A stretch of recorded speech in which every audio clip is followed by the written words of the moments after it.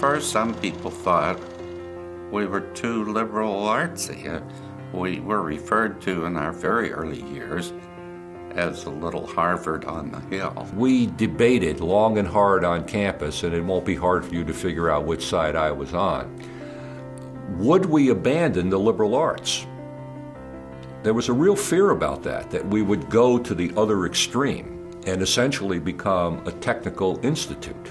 And you can't have an institution like this without having differences of opinion. Good discussion and disagreement over issues, there should be a lot of that on a campus. One time we introduced something called the X grade. They did not think that a student should ever get an F. Oh, that debate raged in the faculty association for months and months. We had some really knockdown, drag-out fights in faculty association meetings over this. After a while, we found out, well, that didn't work so well, so we scrapped it. But we would try things, and if they didn't work, we would fix them. We all remained friends and so forth, and we all still worked for the good of the students. We were doing things our way because we thought it was right. Back in 1959, we had the faculty association. And by faculty association was a misnomer because it involved everyone on the whole campus.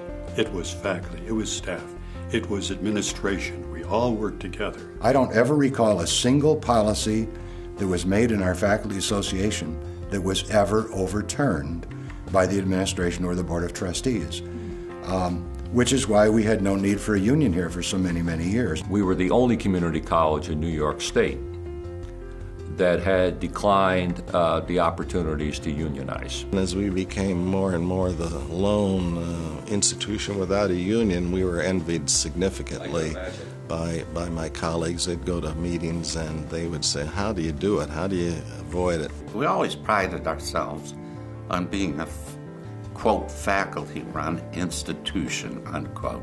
Board of Trustees initially established this college thinking it should be the faculty who set the curriculum, set the standards. That was one of the reasons that I came here, because they had a very positive relationship, and it was good.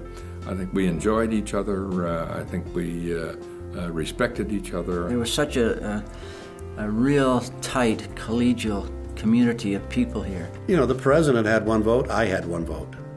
And the director of buildings and grounds had one vote. There was a sense of cooperation between us. I remember going on some faculty retreats, and that's exactly what they were. In those days, they were called retreats, and we would go away. And again, that was before union, so we were mixing all together with faculty, staff, administrators, and so on. There was a lot of smiling going on. There was a spirit, a camaraderie there that it'd be really hard to duplicate.